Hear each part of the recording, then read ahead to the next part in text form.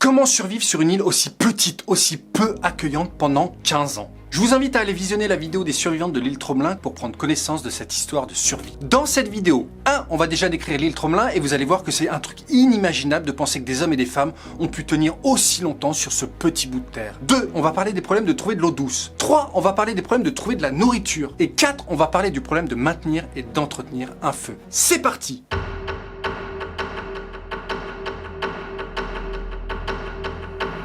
L'île se situe dans l'océan Indien au large de Madagascar. Déjà, c'est vraiment paumé. C'est un petit bout de terre qui émerge de l'eau. Elle fait 1 km².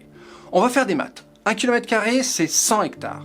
Or, un stade de foot, c'est 0,7 hectares. Petit calcul vite fait, l'île Tromelin, c'est 143 stades de foot. Ça peut paraître grand, mais en fait, c'est minuscule. En 10 minutes, tu vas d'une pointe à l'autre. Imagine-toi vivre pendant 15 ans sur une île que tu parcours en 10 minutes. Donc tu fais le tour par la plage en 30 minutes. En une journée, tu peux faire 20 fois le tour de l'île. En plus, elle n'est pas haute. Son point culminant est à 7 mètres.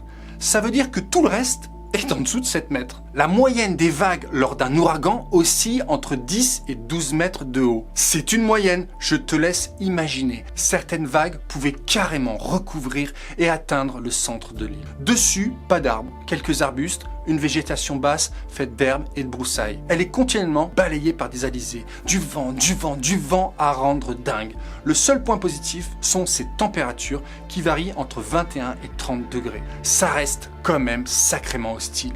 Est-ce que tu voudrais y vivre ?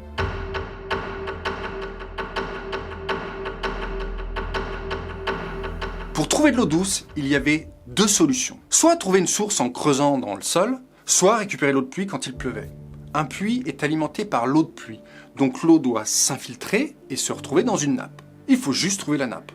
Le problème, c'est que sur l'île, l'eau s'évapore rapidement. Il fait chaud et elle n'a donc pas le temps de s'infiltrer et le peu qui s'infiltre quand même dans le sol va, je suppose, je ne suis pas spécialiste, mais va rapidement se mélanger à l'eau de mer puisque la hauteur de l'île est très basse.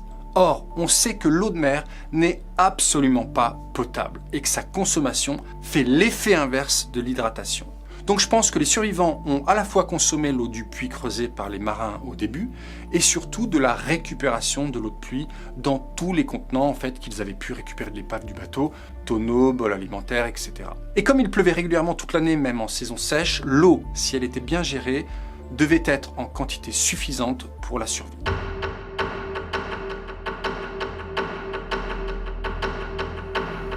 La nourriture n'était pas la chose la plus difficile à trouver. Les alentours de l'île sont très poissonneuses, donc avec le matériel de l'épave, les survivants ont pu pêcher et attraper cette source de protéines indispensable.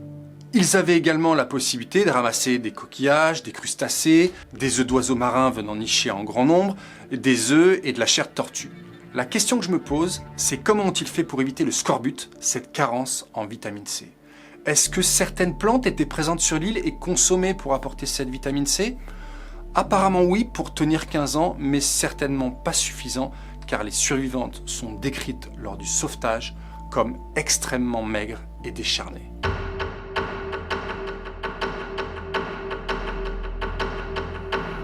Ne jamais laisser éteindre le feu durant 15 ans. Comment ont-elles fait ? Pour alimenter un feu, il faut du combustible et je pense que leur journée était tournée vers la recherche de nourriture et d'entretien du feu. On peut avoir 3 manières de trouver du combustible. La première, les restes de l'épave. Planches de bois, cordages, tissus, tonneaux, etc. Le navire était énorme, donc ça a permis de récupérer une masse de bois importante pour tenir durant les premières semaines, voire les premières années. Un navire comme l'Utile, c'était des dizaines, voire des centaines de stères de bois qui venaient s'échouer. Celles et ceux qui chauffent leur maison au bois savent, on passe environ 10 à 20 stères de bois par an pour un bon feu de cheminée. Donc si le feu entretenu était un petit feu, on mettait 1 ou 2 personnes pour le surveiller en permanence et l'alimenter, juste de quoi le faire tenir, puis on le boostait peut-être quand on devait faire cuire de la viande ou du poisson. La deuxième manière, c'était de ramasser, les laisser sur la plage, ce qu'on appelle du bois flottant comme en Camargue. Je pense que régulièrement, des troncs d'arbres, des branches venaient s'échouer sur la plage et le ramassage devait être une routine quotidienne. Et puis la troisième manière, c'était de récupérer les plantes et les arbustes morts de l'île, mais vu sa taille, les ressources ont dû être vite épuisées à ce niveau-là. L'entretien du feu a dû être un véritable exploit, notamment lors des cyclones et des ouragans. Il fallait être prêt à protéger le feu du vent et de la pluie, créer une réserve de combustible sec pour tenir pendant des jours. Donc c'est vrai que ça devait être fortement stressant et éprouvant. Pour conclure, on ne sait rien de l'aspect psychologique des survivantes, mais je pense que ce qui les a fait tenir, c'est l'espoir. L'espoir qu'un jour on vienne les sauver et que sans cet espoir, elles n'auraient pas survécu. Un bébé de 8 mois après 15 ans d'abandon sur une île, mais comment est-ce possible? Est-ce un miracle? Et que sont devenues les 7 femmes et le bébé naufragé après le sauvetage?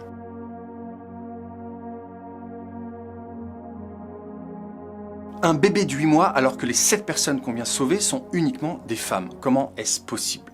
Eh bien, on sait que les naufragés étaient au nombre de 13 quand le premier bateau de sauvetage, nommé la Sauterelle, est arrivé à proximité de l'île. Et parmi ces 13 naufragés, il y avait encore des hommes. On sait grâce aux recherches archéologiques de Max Guéroux sur l'île que la petite troupe avait une organisation sociale et qu'il y avait peut-être des couples au sein du groupe. Lors du premier sauvetage, un des marins est tombé à l'eau et s'est retrouvé sur l'île avec les esclaves. Il a passé plusieurs mois avec la petite troupe et a peut-être créé un lien avec la femme qui a accouché ensuite. Mais on n'en sait rien et on n'a aucune information sur la paternité de ce bébé. D'autant plus que tous les hommes sont partis sur un radeau de fortune 7 mois avant le sauvetage. Ils ont dû périr en pleine mer car on n'a jamais eu aucune nouvelle et on n'a pas de témoignage non plus de la maman.